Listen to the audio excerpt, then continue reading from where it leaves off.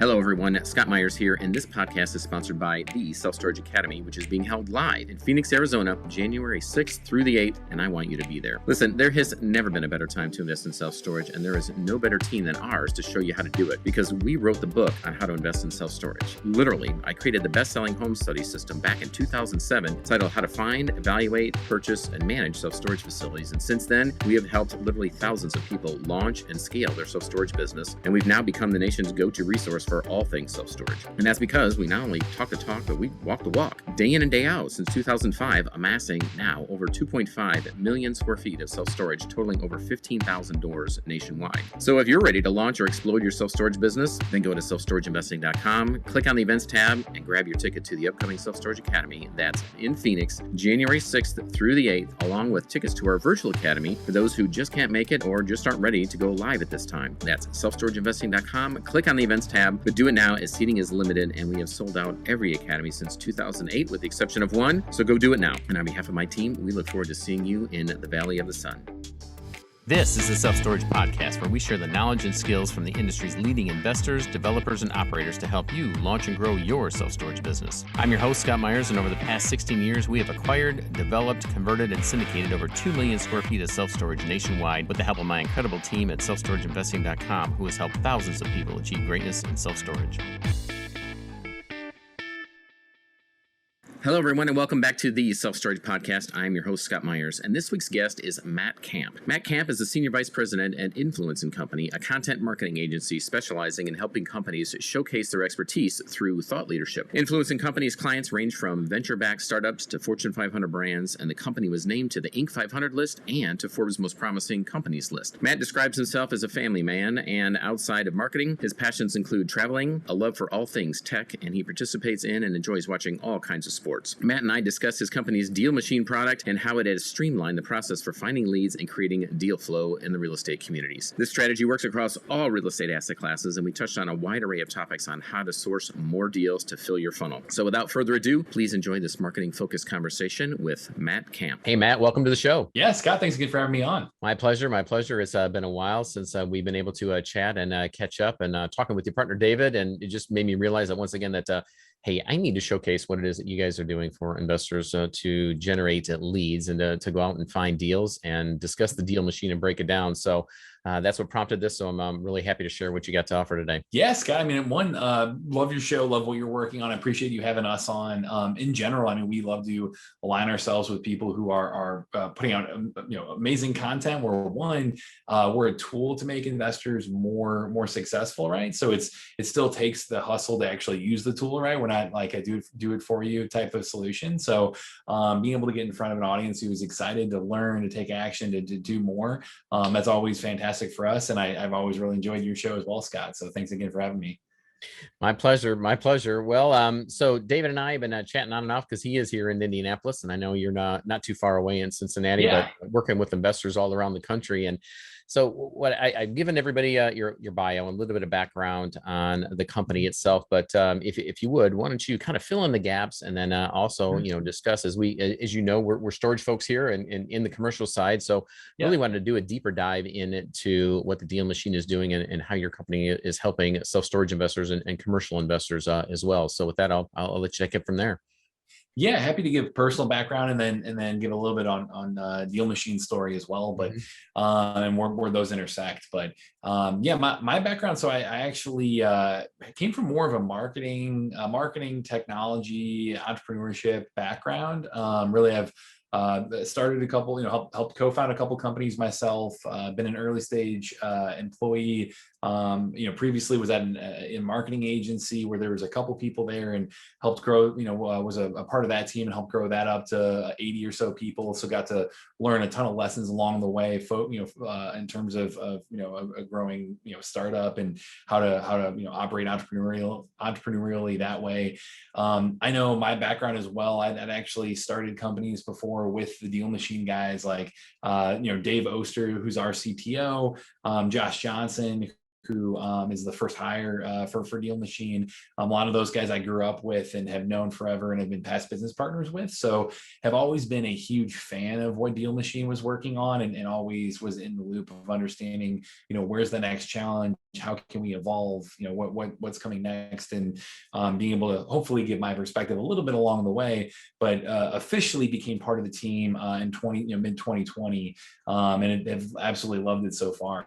So again, my background's kind of in that tech marketing, a little bit in real estate. I had always been somebody, passively consuming a ton of content like this, like even places like Bigger Pockets and Rich Dad Poor Dad and the classics like that, and being able to really make a couple of an investment myself, but then also being able to really understand what Deal Machine was working on and how they were evolving.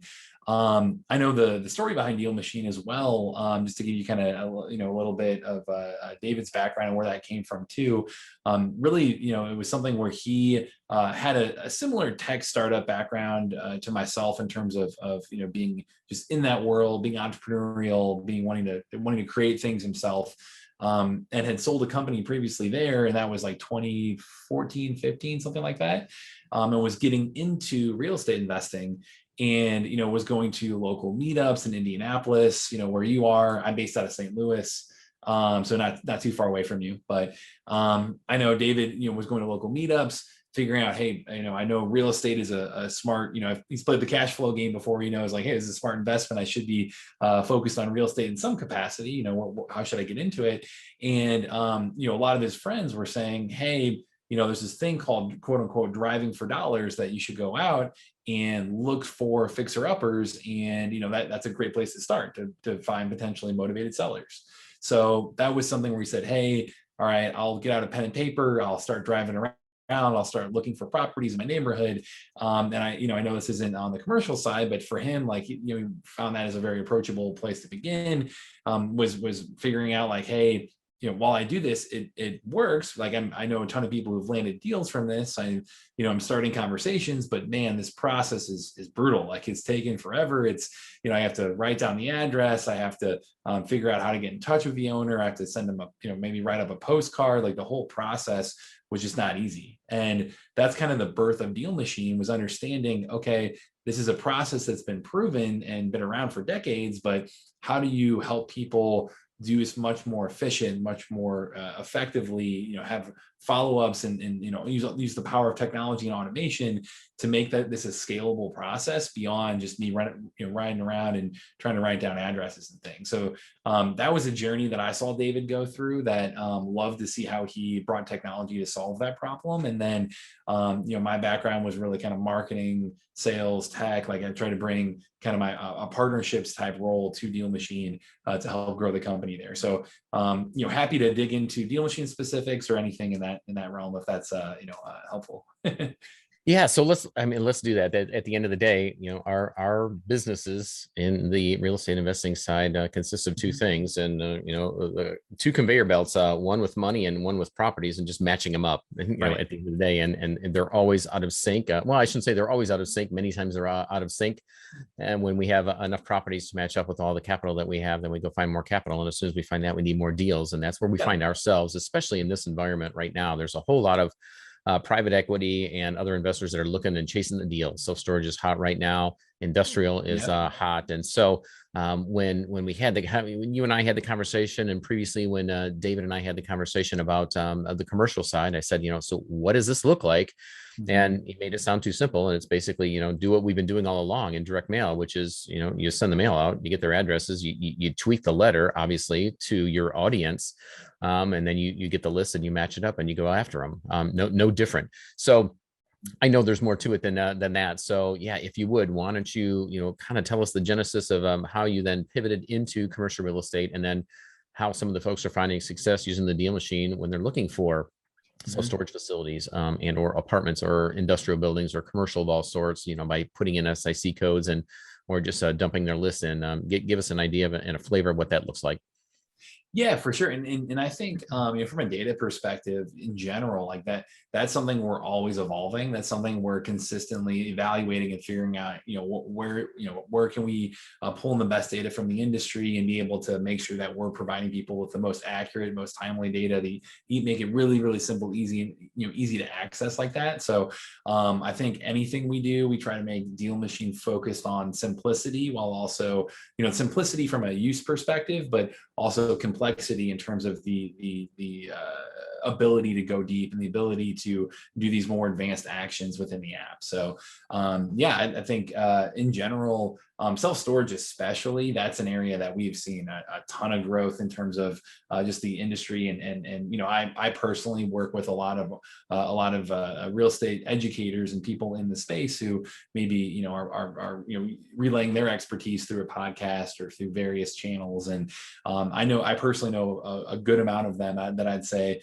the last 6 months especially have had a huge interest in the self-storage space, and it's something that I can see continuing to grow. So I think the information you're putting out there is very, very valuable from that perspective, and something that I think is continuing to get more and more interest. But I know on the Deal Machine side, so just to give people a quick overview, I know you touched on the direct mail piece, but to give people a quick overview, like, yes, it's an app to help with quote unquote driving for dollars. That was what David, the original problem he was solving, but we've really evolved the team to be much more than that. Really focus on our primary audience. Yeah, for sure, it would be that kind of wholesale or residential single family investor, but we have a good number of people who have then adapted it to fit their own needs, where they look at commercial and they look at these bigger opportunities, these bigger properties where you might not be going through necessarily the same amount of volume in terms of number of deals like you would as a wholesaler or anything, but it's still like you said, you either have to find the deal or you have the money to fund that deal. And on the finding the deal piece of it, that's something that that need is only intensified and got with inventory and with the way the market is right now, has continued to intensify. So I think finding that deal, people are getting more creative. People are looking at ideas like using technology like us to be able to get inquire about deals and be able to really focus on scaling their deals or their net, and casting a wider net in terms of being able to use technology to do that. So like, for example, the app itself, you can essentially kind of step one is build a list. And the list that you're building, it's either, hey, we're out there, like I said, physically driving around, or I'm hiring a team to do that for me, which can apply to commercial for sure. Like, we definitely have people who are doing that. Or the other secondary option that we've expanded to is using our data set that we have, through a proprietary or through a specific provider. We're able to go in and make it really easy for people to pull a niche list of really rich data to say, hey, show me, this size of property, show me anything in this location with these particular characteristics. And, you can go in and set really high, really specific niche filters and be able to save time that way as well. So I'd say there's either, when you're pulling that list, when you're creating that list, you have kind of two options there. You can manage your pipeline through the app as well. There's a lot of, there's a leads management section, as well as task management. So that way, if you've got an entire team behind you, you're all staying on the same page. You're all knowing when to follow up. You all know what is that next step to continue to make this deal move forward. And then the final piece would be marketing. So from a direct mail standpoint, I'd say that's still the number one marketing, outreach tactic that people are using. I mean, I think it's smart to couple kind of your long-term strategy with a shorter term feedback loop strategy, like like, for example, using the app, most of the time they're skip tracing, they're calling, they're sending a text, email. Obviously not everything applies on the commercial side, but they're doing kind of a shorter feedback loop marketing tactic like that, where right away if they're a qualified lead and if they're interested or not. And then they're combining that with a scalable strategy like direct mail, where you can go in and you'll want to adjust our templates in there. You'll want to go in and make sure you have the right wording to fit your communication style and your, the exact properties you're reaching out to. But it makes it really easy within the app, where we've got essentially a Photoshop built in the app to be able to go in, change up the templates, set a campaign ahead of time, and then set it and forget it, where you have your lead list, you're managing those leads, and then you're sending direct mail one click away within the app, and just send it every so often, and you can set that campaign ahead of time as well. So hopefully it helps. It does, absolutely. And so as as I'm thinking through, as I mentioned earlier, we have two conveyor belts, one of money and one of deals. Tell me what this looks like, and you may not have the answer to this, but your folks that are generating, maybe it's outperforming better than they had anticipated, at least hopefully from your standpoint, that's what the case is. But I think we're always going to find a place where all of a sudden, in industrial buildings, self-storage, commercial, we may, the investor may only have the bandwidth to take down one this month or two, and they've got 5 leads, they've got 6. I mean, then by default, they become a wholesaler, which is kind of what you were designed to do anyways. But on the commercial side, there's more commas and more zeros, and there's probably more opportunity for that to happen where we've got an overage or an abundance of deals. What are, from the business owner standpoint, have you had any conversations with these folks? Have they been coming back and looking to you for assistance and saying, hey, how do I monetize these additional leads and these projects that I found, and how do I wholesale commercial properties, or what are the best ways to monetize the activity level that I'm getting now that I've got this incredible tool that's generating a lot of leads for me? For sure. Yeah. And I think the dispo part of Deal Machine, like that's an area that we've really invested in as well, and have helped, small deals up to the commercial size in terms of how you can use that technology in an applicable way. I think, in general on the commercial side, like, that's something where we've got one feature specifically where you can really kind of manage your buyers list and manage, your network within Deal Machine. You can actually, whenever you close on a property that's within the app, and especially like when you're thinking about it in this way, when, like you said, there's deals, and then there's, the other side of the marketplace, the money for it. If you're always supplying the deals, like if you are known as that, even if you're not necessarily participating in it long term, if you are wholesaling it to monetize it, like that is, that's especially in today's market, the most in demand piece that people are looking for. So I think, if you're able to use a tool like us to be able to be consistently doing that, I think that's going to lead to success no matter what you're doing. But hey, if you're bringing those deals within the Deal Machine app, one specific feature you can look at is our sales page feature, and that's whenever you close a property right within the technology, it automatically creates an online landing page for you to be able to customize and tweak your gallery, to be able to make it really easy to share with investors full information about that particular property. It's a private link, so that way you have to send it to them, and you can blast it out to your network that way. And then it acts as a lead capture form as well, so that way anytime somebody lands on the page, they can enter their name, a message, they can reach out to you. You can really treat it as kind of a personal CRM within within your network, in that way, where if you're easily sending out, we want to make it easy for you to spin up that page, send out that page, manage the leads coming in, that people who are raising their hand in your network that actually want to do that, or actually want to participate in that deal, and can syndicate a deal that way. And also just look extremely professional that entire time, where if you're a new investor, you may or may not have a team to be able to create a web presence for you, or you may not be able to just easily spin up a landing page like that. So we want to make it really professional and easy for you to be able to pitch what you have, and then also to manage people who are raising their hand in your network and treat it as kind of a lead capture form for you to be able to sell off, monetize that property. Mm-hmm. So that's a lot of information, and appreciate that, Matt. And let's look at some of the folks that maybe they don't. First of all, they never even heard of a CRM, a customer relationship management tool or software, and somebody's starting out, but they know that they need assistance, and so they're looking at either project management software or Excel spreadsheets for tracking leads and from their mailers, or they're just using the list, and it's evolving from that they bought from a mail house for all the properties that they had. But let's talk about how the deal machine, kind of works in conjunction with, or, what the platform has to offer. Because when you're starting out in business, I mean, certainly, well, you start with Zoom, you start with a cell phone, you're probably going to Right. have a camera Some as email. well. Yeah. The essential tools of the business. But tell us how the deal machine fits into all of that, and what either hangs on that or what you would need addition to that, because it is a robust platform that can do an awful lot for a new investor. So let's talk Yeah. about that angle, and maybe you can tackle it from, hey, what does a new investor need, and probably be able to explain that better than I did as far as what your application does and where it fits into the mix of all those.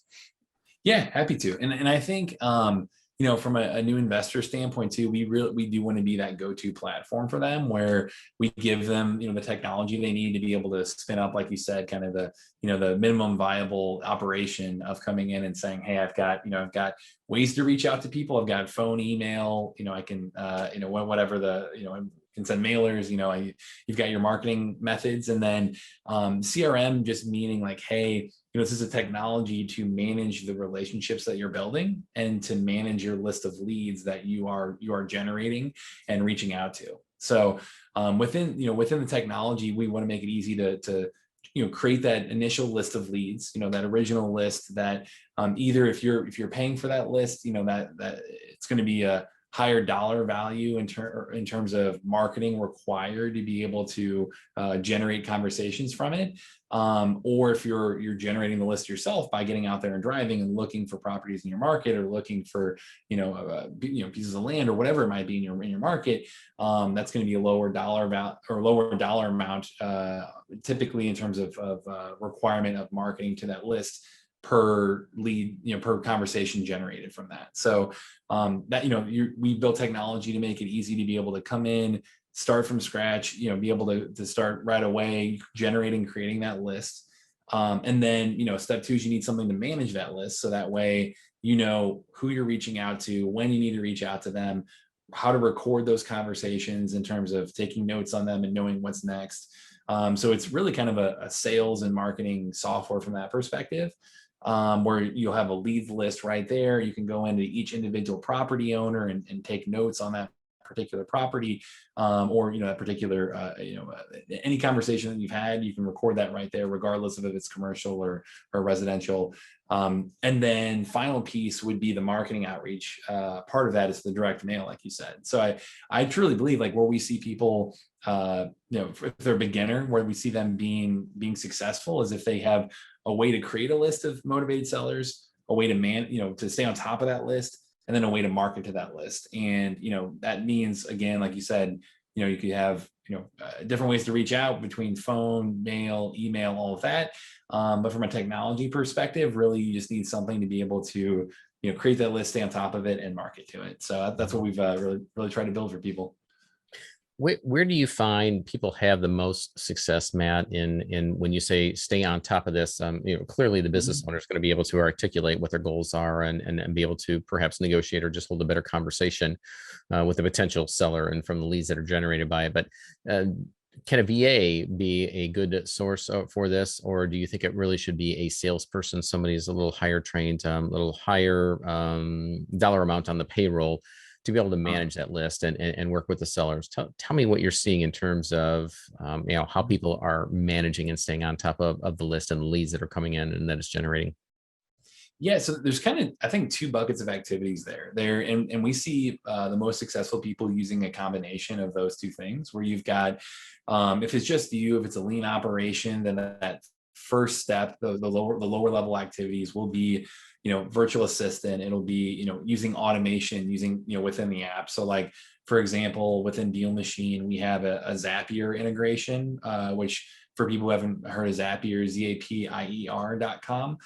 That's an automation tool that helps you be able to connect everything that you're doing between different applications.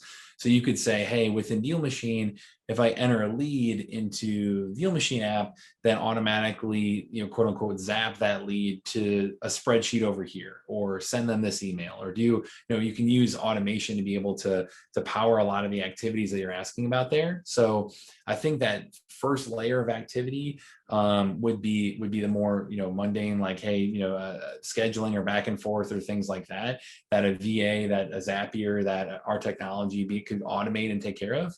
And then when people, really are taking their operation seriously and are able to, maybe they have some deals under their belt and they're really trying to scale up, at that point, that's when we see people bringing on the full time for, acquisitions focused on, dispositions, if they're in, if they're trying to monetize the property, maybe even somebody who's more of like a almost kind of office manager type role of taking calls and coordinating things and whatnot. So I think a combination is the ideal answer, where the lowest hanging fruit would be the VA and the automation tools at your disposal. And then that next layer would be bringing on somebody who's a little bit of a higher dollar on the payroll. Mm-hmm. Well, as we've talked with our folks and anybody who will listen about direct mail and working your list, for me in the beginning, sending that direct mailer out, all that was a mental trigger in my own mind, so that I would feel more comfortable on that cold call, that I would treat it as a warm call, because when I talk with the person on the other end of the line, I would say, hey, Mr. Smith, calling about your storage facility located at 1234 Main Street. I sent a letter to you last week. Did you happen to get that? And 99% of the time it was no, because it looked like spam, or they'd forgotten who it was, or their manager, never put it on their desk because they were told not to. Either way. But they say, I knew the answer was most likely going to be no. I said, well, let me tell you briefly what was in it. And, I'm a storage investor like yourself. We're expanding into the market, and just wondered if you knew of anybody in your market that is interested in selling. Yes, no. Or, are you considering selling? And all that did was give me, in my own mind, the mental permission, Matt, to call somebody, so that it wasn't a true cold call, and that I could feel comfortable about picking up the phone and being able to dial. And then, that being said, no direct mail campaign is even remotely successful without a follow-up. I mean, that the fortune is in the follow-up. And so sending letters out, you get people that will call back and maybe send some things back, but that is a fraction of the percentage of a successful mail campaign. The success is in the follow-up and calling. Yeah, I would say it's in the follow-up, and then it's in the number of leads that you're reaching out to. Like you said, it's all a numbers game, where you're trying to fill that funnel. Where I know for us, where we see people having the most success is when they do have a mail campaign that they're thinking longer term. They're thinking like 6 months, 12 months, and they're able to set it and forget it and put together a campaign where it's saying, hey, send them a postcard once a month, or or send them, this template, and then this template, and then this template, and a handwritten note here. And, you can really kind of mix up the feel and the brand around each of those things. So that way you're giving yourself a better chance to pique their interest and to stay top of mind with them that whole way. So even, maybe they do reach out to you, highly likely it will not be that first postcard. It'll be down the road, 3 months, 6 months, a year, when if you've been staying top of mind that whole time, hopefully you're the postcard that's, on their fridge, you're, in their phone, or, the one they think of right away. But I 100% agree, Scott. That's where I say, like, hey, do the short-term strategy mixed with the long-term. That means, have that long-term nurture, give yourself the opportunity to be the one that they call first through those mailers, but then also couple that with an outbound strategy of giving them a call, of saying, hey, did you see my mailer? Email, whatever the particular marketing method might be for that, quicker feedback loop. Do that in combo, and that's where we see, I know we've had over 300,000 real estate investors download the app at this point. Whenever you look at the best practices of where those top ones are coming from, and you can even, our YouTube channel is very active. We've got almost 130 videos at this point, in October 2021, of each of those videos being a success story about how people are using Deal Machine to land deals. So, I would say this recommendation comes and are saying, like, hey, here's what's working for me. Yeah. Well, that's, we will continue to send a direct mail, call, or email the folks that are our database in a market when we're blanketing a market or multiple markets in which we want to buy. usually once a quarter, sometimes 3 times a year, once a trimester, and we will continue to do it until we buy their property or they die or they tell us to just leave them alone and take us off your list. And There you go. because we want, it's interesting. We want to be that postcard, the mailer that lands on their desk at the time when they are considering selling. And so that's why we do send it out so frequently. But also to your point, Matt, there's been times when somebody will call and say, hey, you sent us this postcard or this, we tend to send a lot of mail, direct mail that it looks like a letter from mom, hand stamped, hand addressed, or at least, looks as if rather than a postcard. And they say, I got your mailer, last week, or I got your mail a little bit ago. And we'll look back and it's just like, whoa, we haven't dropped a campaign in that market for 5 years. But it's the verbiage in there that says, hey, if you're looking for top dollar and quick close, very little contingencies and maybe not have a broker's commission involved, they will tuck those letters away and they will pull them out. Like you said, put it on the fridge or stick it into a drawer. And when it comes time to sell, we certainly, at least that's our hope, is that they will contact us at that point. So it is a marathon, not a sprint. However, you have to do both of them very, very well to win in this game. Yeah, especially on the commercial side, like that's something where it might be, like you said, years down the road, where it's, it's all about having the right timing, casting a wide enough net where you are, you're not just, mailing randomly, it's not, you're not doing you're not just spamming everybody and seeing what happens, but you're consistently building a really high quality list of potentially motivated sellers, reaching out to them broadly in a way that you can automate. That's why we built Deal Machine, the mail section of it, to automate that touch point every quarter, like you said, or every month, or however often you like. And then when you have, you're filling your funnel with that many leads long term, that's what's going to lead to those inbound calls. Yep, absolutely. Well, Matt, I would certainly love to dive in and go through more scenarios, but I think we've taken up enough of your time right now. And but I did want to give folks a flavor of what this incredible tool that you guys have built can do to continue to increase somebody's pipeline and fill their funnel full of opportunities. We're big fans, love what you guys are doing over there. So if somebody wants to learn a little bit more or perhaps see a demo, what's the best place for them to be able to test drive what you guys have built? Yeah, for sure. If we do offer like 7-day free trial, so that way you have no risk of just trying and really for us, like getting that trial and really getting the experience it yourself. That's when you're going to see the value. That's when we really try to help people. And we even offer live training whenever you sign up as well. So that way, if people have specific questions on how to use the app or anything like that, we can come in and coach you one-on-one from that perspective. I know our customer success team, we really pride ourselves on how quickly they answer too. I know their average response time is like 4 minutes. So we're there to help at all times. I know for your audience, Scott, especially too, we're going to have a special link that, can we include that within, podcast and YouTube and all that for people? Yeah. Yeah, there we go. So we'll include a special link there that we'll have set up for the audience, especially anyone listening to this, where you get $15 in free marketing credits, which apply to those direct mail pieces. So that'd be 25 free mailers where you wouldn't get that normally if you just went through our website. So we'll make sure to have that link here included for you as well, where you can get those those free mailers. Start using it for a week for free, and we just want to hand you everything over for free to say, hey, here's how it works. Here's how we set you up for success. Because we know that if you dig in that way, that you'll see the value and stick with us long term. So perfect. Well, we'll get that put together, Matt, and for everyone listening here, we will make sure that makes it into the show notes and added on to the bumper of this show as well. So I appreciate that, Matt. Yeah, of course.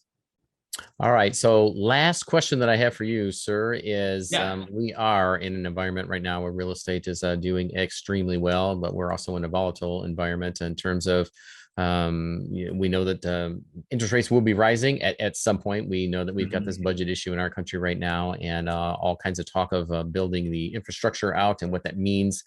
So what are you seeing and what are you hearing? You guys have access to a lot of data. What are you and the investors that you're working with doing to either prepare short term for the end of 2021 at the time of this recording, but more importantly, how are they positioning themselves in 2022 and going forward? Yeah, I mean, it is a market, like you said, where hey, it's done very well as of late. It's something where we don't see that going away anytime soon. We see there's so many signals in terms of just even just buyer activity. I know our real estate investor activity is at an all-time high currently as well. You see things like rent rates going up. You see things like inventory. While it's not at an all-time low, it still hasn't ticked up a crazy amount. So barring some kind of huge jump in interest rate, that could be a little bit of a wild card, obviously. But barring something like that, we still see a very, very strong market going into next year. And the people we're talking to are preparing themselves both just on both sides of that equation. Like you said, they're being able to line up their network now from a funding perspective, regardless of market, having that in place with the deal finding piece. Those two pieces of the puzzle, they're going to ebb and flow. One's going to be more valuable than the other in some different markets. So having their network lined up regardless of the market situation, that they're approaching it in that way. So that way they're able to pivot and quickly evolve with what's happening. And then on the deal finding side, if you can build a machine of being of a way to continue to find those deals, whether it be you yourself investing in them or monetizing them through a wholesale approach, having both ends of that spectrum is going to cover you regardless of the market. So I think what we're seeing in terms of the signals is that we're very encouraged about what's going to happen next year, but also like, hey, if you have both those sides of the equation taken care of, you're prepared for whatever's headed our way. So. Yep, understood. Good advice. All right, Matt. Well, everyone, keep an eye out in the show notes for that link for the demo. But in the meantime, if they want to get in touch with you, Matt, what's the best way for them to be able to do so? Yeah, again, that link will be the easiest way to get started with us because we've got our full team that'll be there to support you. Feel free to reach out to me directly, just Matt@DealMachine, MATT@DealMachine.com.